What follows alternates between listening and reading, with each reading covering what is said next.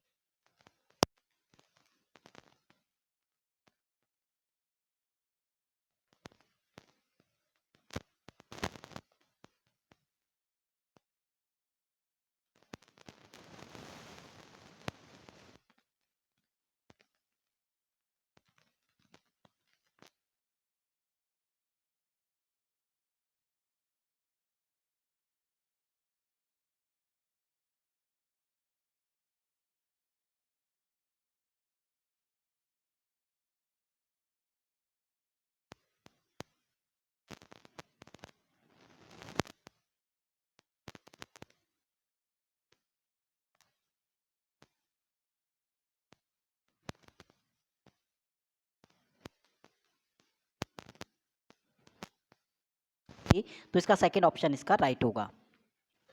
Next आपको बताना है, जैसे हैप्पी से मिर्थफुल कनेक्ट है वैसे सैड से बताना है। ये चीज़ देखो यहाँ पे हिंदी में इसलिए नहीं दिया है क्योंकि इंग्लिश के भी ये काम आएगा। इंग्लिश में भी जैसे आपका हैप्पी का सिनो बोल सकते हो आप, मिर्थफुल है वैसे आपको सैड का बताना है सिनोनिम आप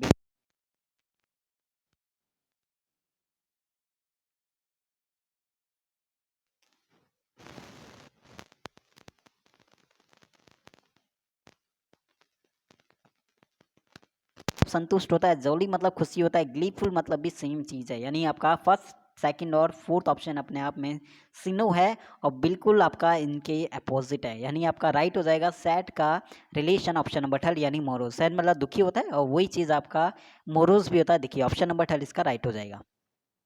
नेक्स्ट क्वेश्चन में अब आपको बताना है pick the number that is different from the rest. चार में से तीन आपके बिल्कुल एक सेम होंगे किसी ना किसी तरह से, और एक नंबर आपका बिल्कुल आपका अलग होगा। बस वही चीज़ आपको देखना है कि कौन सा वाला है। 166341132209 कौन सा नंबर इसमें से बिल्कुल आपका अलग है, ये चीज़ आपको बताना है। और क्या इसका लॉजिक है ये चीज़ भी आप देखोगे। 341 को मल्टीप्लाई आप 11 से करोगे तो बिल्कुल आपका ये आपका डिवाइड हो जाएगा। ठीक है, सेम चीज़ आप यहाँ देखोगे 11 से 132 को भी मल्टीप्लाई करोगे तो बिल्कुल ये भी आपका डिवाइड हो जाएगा। और 11 से क्या 209 को मल्टीप्लाई करोगे तो भी ये आपका क्या हो रहा है, डिवाइड हो रहा है। बस ऑप्शन नंबर वन ऐसा है जो 11 से डिवाइड नहीं है, और ये इसका लॉजिक है कि बाकी तीन से ये वाला नंबर आपका बिल्कुल अलग है, 166। नेक्स्ट क्वेश्चन में सीरीज को कंप्लीट करना है और सीरीज आपका दिया हुआ है कि 7, 11, 19, 31 डैश और आपका 67। तो फर्स्ट ऑप्शन आपके पास है 43 आएगा, सेकंड ऑप्शन है 51 आएगा, थर्ड ऑप्शन आपके पास है 45 और फोर्थ ऑप्शन आपके पास है 47। तो बताना है कि सीरीज को अगर आप कंप्लीट करोगे तो यहाँ पे 31 के बाद कौन सा नंबर आपका आएगा। ठीक है, क्या इसका लॉजिक है, तो ये चीज़ हम सीरीज को पहले देख लेते हैं कि क्या इसमें लॉजिक यहाँ पे लग रहा है। ठीक है, तो 7, 11, 19, 31 डैश और 67, अगर हम इसका गैप देखें, इसमें क्या इनका डिफरेंस अगर देखें यहाँ पे तो 4 का डिफरेंस है, यहाँ पे 8 का डिफरेंस है, और यहाँ पे आपका 11 और 9 2 हो जाएगा और 1 12 का डिफरेंस हो जाएगा। नेक्स्ट वाले नंबर में बताना किसका यहाँ पे डिफरेंस होगा। तो क्वेश्चन आपका इजी है, ज़्यादा वो नहीं है। अगर आप डिफरेंस देखोगे तो यहाँ पे क्या चल रहा है, यहाँ पे +4 चल रहा है, +4 चल रहा है। आगे अगर हम +4 करते हैं तो 16 आएगा, उसमें +4 करेंगे तो 20 का गैप होना चाहिए। तो आप 31 में अगर आप 16 को ऐड करोगे, ठीक है, तो कितना आएगा 47। क्या 47 में 20 को ऐड करने के बाद 67 आ रहा है, बिल्कुल आ रहा है। तो इसका मतलब आपका +4 वाला गैप चल रहा है। तो यहाँ पे इसका राइट हो जाएगा कौन सा वाला ऑप्शन, ऑप्शन नंबर फोर्थ, यानी 47। इजी क्वेश्चन था। अब बात करते हैं कुछ अच्छे क्वेश्चन और यहाँ पे।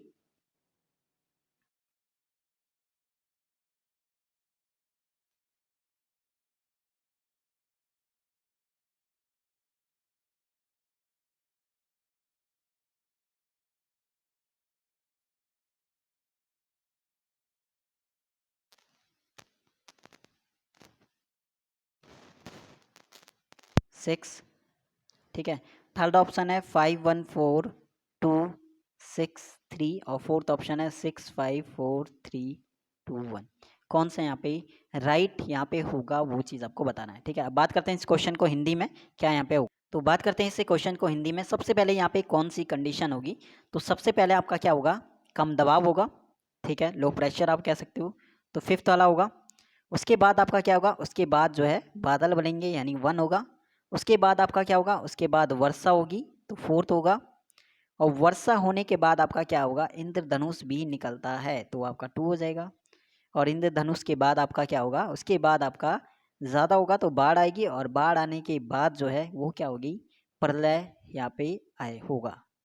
तो 514263 इसका राइट यहाँ पे होना चाहिए, और इस टाइप से ये आपका राइट यहाँ पे बनेगा, ठीक है। नेक्स्ट क्वेश्चन आपका स्टेटमेंट कंक्लूजन का है। तो कुछ मोबाइल जो हैं वो instrument, some mobiles are instrument और all instruments are heavy item. तो first second third fourth 3 option दिए हुए। यहाँ पे आपको बताना है क्या फर्स्ट और सेकंड राइट है, फर्स्ट और थर्ड राइट है, या फिर सेकंड और थर्ड राइट है, या फिर आपका तीनों ही राइट है, ठीक है। फर्स्ट सेकंड और थर्ड, ये 3-4 आपके पास ऑप्शन है, तो बताना है कौन सा वाला आपका राइट होगा। तो क्या यहाँ पे कह रहा है हिंदी में, कुछ मोबाइल क्या है वो इंस्ट्रूमेंट है, तो कुछ मोबाइल क्या है वो इंस्ट्रूमेंट है, ठीक है। उसके बाद सभी इंस्ट्रूमेंट क्या है वो हैवी आइटम्स हैं, तो सभी इंस्ट्रूमेंट क्या है वो हैवी आइटम्स हैं, ठीक है। हैवी आइटम्स यहाँ पे कर दिया हमने। फर्स्ट निष्कर्ष बोल रहा है कि कुछ मोबाइल क्या हैवी आइटम है, बिल्कुल आप देखोगे यहाँ पे कुछ मोबाइल हैवी आइटम आ रहा है, तो ऑप्शन नंबर 1 ठीक है। आपके जब दोनों आपके कंक्लूजन दोनों पॉजिटिव है तो यहाँ पे नेगेटिव इसका बनेगा नहीं, तो ये चीज़ तो आपका गलत हो गया सेकंड वाला।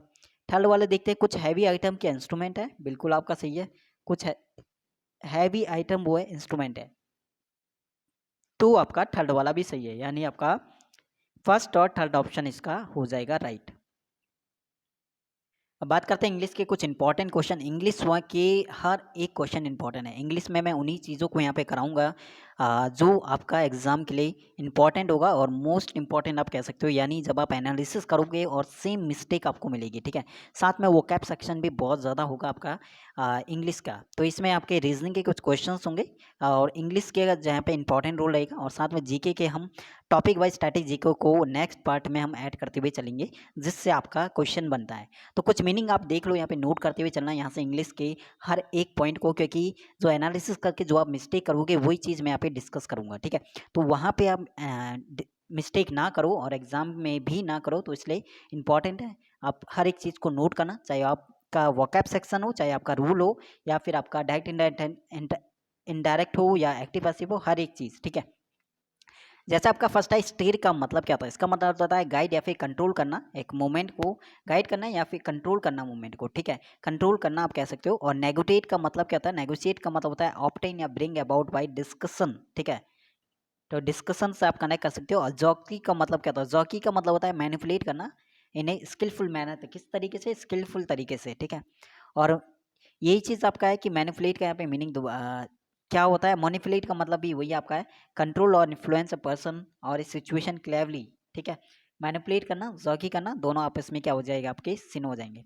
तो इंपॉर्टेंट है स्टीयर का मीनिंग क्या होता है, नेगोशिएट का मीनिंग क्या होता है, जॉकी का मीनिंग क्या होता है, और मैनिपुलेट का मीनिंग क्या होता है।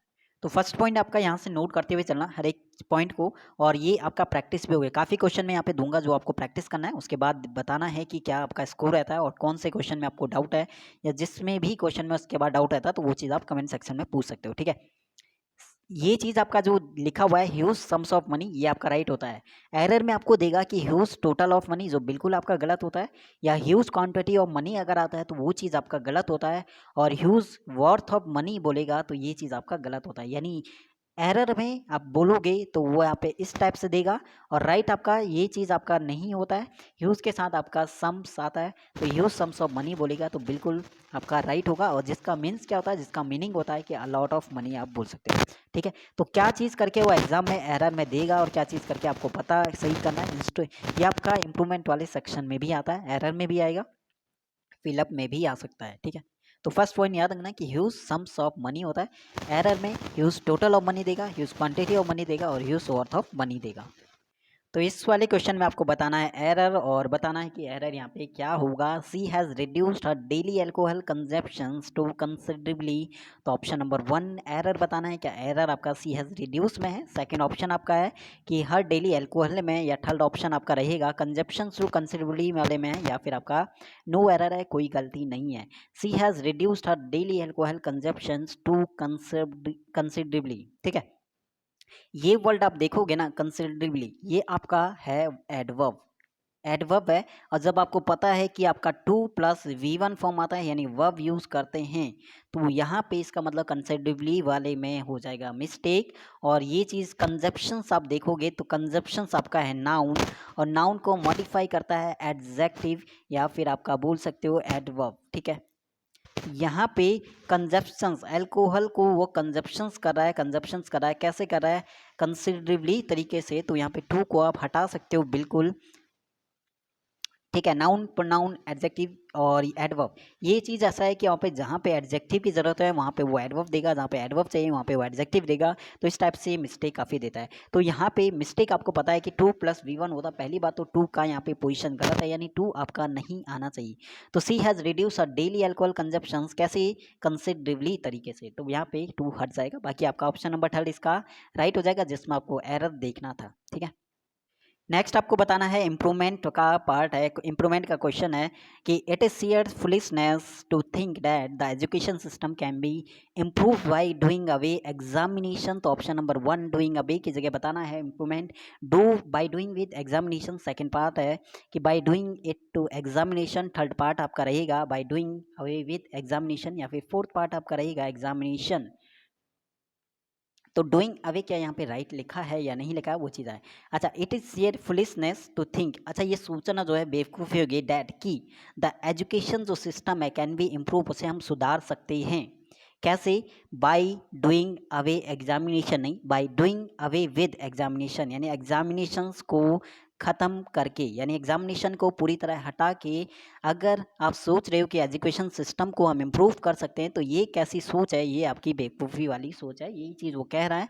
तो यहाँ पे डू अवे विद याद रखना, डू अवे विद का मतलब होता है पूरी तरह समाप्त करना, इरेडिकेट करके आता है, या फिर आपका एक टाइप से रिमूव करना, हटा देना आपका, ठीक है। तो समाप्त करना यहाँ पे डू अवे विद याद रखना, बहुत बार आया हुआ है। तो यहाँ पे ऑप्शन नंबर 3 यहाँ पे राइट आएगा, ठीक है। क्योंकि यहाँ पे फुलिशनेस यहाँ पे बोल रहा है, इसका मतलब जो थिंकिंग है फुलिशनेस तभी होगा जब वो कहेंगे कि एजुकेशन सिस्टम को हम इम्प्रूव कर सकते हैं, कैसे, एग्जामिनेशंस को हटाकर। तो ऑप्शन नंबर 3 इसका राइट हो जाएगा आपका इम्प्रूवमेंट सेक्शन। नेक्स्ट आपको ईडियम बताना है to hold no brief for, option number 1 दिया है, सेकंड ऑप्शन दिया है, थर्ड ऑप्शन दिया है, फोर्थ वाला ऑप्शन भी आपको दिया हुआ है। To hold no brief for का यहाँ पे इडियम बताना है, टू सपोर्ट समवन कॉज, या to write a speech for someone, या टू अपसेट समवन्स कैंपेन, या फिर टू वेट फॉर समवन। तो इसका मतलब होता है to hold no brief for का मतलब होता है टू सपोर्ट समवन कॉज, यानी एक टाइप से आपकी इच्छा नहीं है लेकिन तब भी वो चीज़ आप कर रहे हो, अनविलिंग तरीके से किसी को सपोर्ट करना, तो वो इसका मीनिंग देता है to hold no brief for का। ऑप्शन नंबर 1 इसका राइट मीनिंग देगा, ठीक है। नेक्स्ट आपको बताना है डायरेक्ट इनडायरेक्ट का क्वेश्चन है कि my mother said let's leave it. Option number 1 दिया है, my mother mention that, first आएगा, सेकंड आएगा, थर्ड आएगा, या फिर फोर्थ आएगा।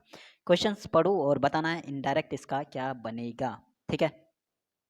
तो क्या इसका राइट यहाँ पे इनडायरेक्ट वाला होगा, माई मदर सेड। अब यहाँ पे माई मदर मेंशन की कोई बात नहीं कर रहा है, ठीक है, मेंशन नहीं करेगा तो यहाँ पे गलत हो जाएगा। माई मदर सजेस्टेड, सजेस्ट कर रहे हैं, ठीक है, लेट्स लीव इट, इसे छोड़ते हैं, सजेस्ट वो कर सकते हैं। माई मदर सेड डैट, ठीक है, वी शुड लीव, और क्या चीज़ लीव करना है, तो ये चीज़ यहाँ पे क्लियर नहीं बोला है, वी शुड लीव दैट यहाँ पे इन्होंने छोड़ा है। अगर डैट यहाँ पे कनेक्ट होता है तो थर्ड ऑप्शन हम लगा सकते हैं। माई मदर टोल्ड नहीं आएगा, टोल्ड मी तब बोलता है जब सेड टू मी वहाँ पे बोलता है, तो ऑप्शन फोर्थ भी गलत हो जाएगा, फर्स्ट ऑप्शन मेंशन नहीं करेगा। हमारे पास बचा ऑप्शन नंबर सेकेंड, तो my mother suggested living that, इसका यहाँ पे हमारे पास एक ही ऑप्शन बचा है जो आप कर से कह सकते हो कि ये आपका राइट हो जाएगा, ठीक है।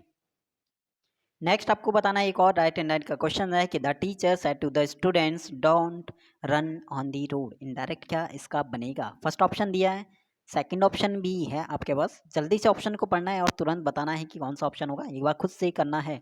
The teacher said to the students don't run on the road.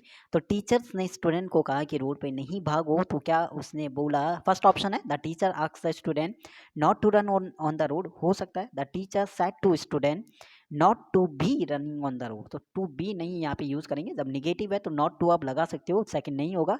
The teacher forbid the student not to run on the road होगा, क्योंकि फॉरबिड यहाँ पे निगेटिव पहले आ चुका है तो बाद में यहाँ पे नॉट लगा है, ये भी गलत हो गया। फोर्थ ऑप्शन है the teacher told the student to run on the road, नहीं वो मना कर है, तो मना करने के लिए कोई यहाँ पे निगेटिव वर्ड नहीं दिया है। तो हमारे पास बचा ऑप्शन नंबर 1, जो कि इसका राइट हो जाएगा क्या, इनडायरेक्ट सेंटेंस। ठीक है, नेक्स्ट आपका बताना है ईडियम का क्वेश्चन है। हर एक टाइप का क्वेश्चन होगा, यानी आपका पीक्यूआरएस भी इसमें ऐड करेंगे हम, और नेक्स्ट कुछ वीडियो में हम क्लोज और कॉम्प्रिहेंसिव को भी ऐड करेंगे। एक क्लोज का, एक कॉम्प्रिहेंसिव अगर हो सकता है, यहाँ पे स्पेस की कमी है, मैं मोबाइल से यहाँ पे करा रहा हूँ। तो क्लोज का ये होता है कि क्लोज आपका काफ़ी बड़ा होता है, कॉम्प्रिहेंसिव तो वो मोबाइल में यहाँ पे आ नहीं पाता है। अगर जैसे किसी और चीज़ से अगर मैं पढ़ाता लैपी से या और किसी चीज़ से, तो वहाँ पे वो क्लोज और कॉम्प्रिहेंसिव आपका पूरा स्क्रीन में आ जाता है। ठीक है, लेकिन फिर भी मैं कोशिश करूँगा क्लोज को किस टाइप से इसे करना है और किस टाइप से ये आपका आ सकता है यहाँ पे। तो मैं कोशिश करूँगा अगले वीडियो में क्लोज या कॉम्प्रिहेंसिव में से किसी एक चीज़ को कराने की।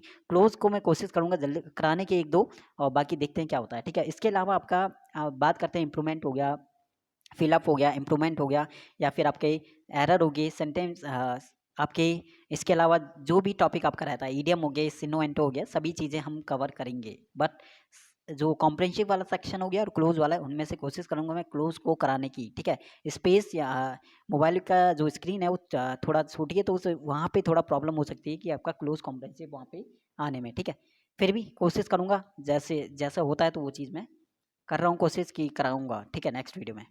अच्छा, डॉलर टू डोनेट्स का यहाँ पे मीनिंग बताना है, क्या ईडियम आपका है dollar to donuts. Option number 1 है an exaggerated reaction of anger, या फिर एन आउटकम यहाँ पे दिया हुआ है। थर्ड है, फोर्थ है, क्या यहाँ पे राइट है, पढ़ लिया होगा आराम से, क्या इसका राइट हो जाएगा डॉलर टू डोनेट्स का। तो इसका राइट मीनिंग होगा सेकंड वाला ऑप्शन, एन आउटकम एक ऐसा परिणाम डैट इज ऑलमोस्ट अश्योर, जो हमें पता था होना ही है, या अश्योर जिसके लिए हम आश्वस्त थे।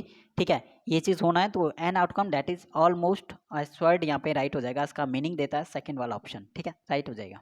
इसका आंसर आपको बताना है कमेंट सेक्शन में, देखते हैं कितनों का यहाँ पे राइट आंसर आता है कि willingness to do things that bring advantage to other, मतलब अपनी इच्छा से हम कोई चीज़ करते हैं और जिसका फ़ायदा दूसरे को मिलता है, या दूसरे को जिसका फ़ायदा मिलता है, तो ऐसे लोग वो क्या करते हैं, ऐसे लोगों को क्या हम कह सकते हैं। ठीक है, जो अपनी इच्छा से कोई चीज़ करते हैं ताकि दूसरे को उसका फ़ायदा मिल सके, और दूसरे के लिए कुछ आप कह सकते हो कि करते हैं, जो साइनिज्म आप कहेंगे, या फिर आप नेपोटिज्म कहेंगे उन्हें, या फिर फिलैंथ्रोपी कहोगे, या फिर ऑल्ट्रिज्म करोगे। देखते हैं कितनों का यहाँ पे राइट आंसर इसका आता है। बाकी हम कोशिश करूँगा मैं जितने भी दिन वीडियो नहीं आई उतने दिन की वीडियो को अपलोड करने का, और ज़्यादा से ज़्यादा जितना हो सके उतना ज़्यादा कराने का। इंग्लिश में जो भी आपका मिस्टेक होता है एनालिसिस करने के बाद, चाहे वो एरर हो, इम्प्रूवमेंट एरर हो, या किसी भी चीज़ सेक्शन में आप कह सकते हो, किसी भी टॉपिक में, इंग्लिश, रीजनिंग और जीके में टॉपिक वाइज हम करेंगे जिनसे ज़्यादा क्वेश्चन आपके आता है। तो जीके को मैं नेक्स्ट एक दो वीडियो में ऐड करते हुआ चलूँगा, कुछ क्वेश्चंस को भी और कुछ टॉपिक को भी। ठीक है, बाकी मिलते हैं अपने नेक्स्ट पार्ट में, और सपोर्ट करने के लिए, साथ देने के लिए शुक्रिया। All the best, take care, bye bye. और इसके अलावा आप में से कोई भी नया हो तो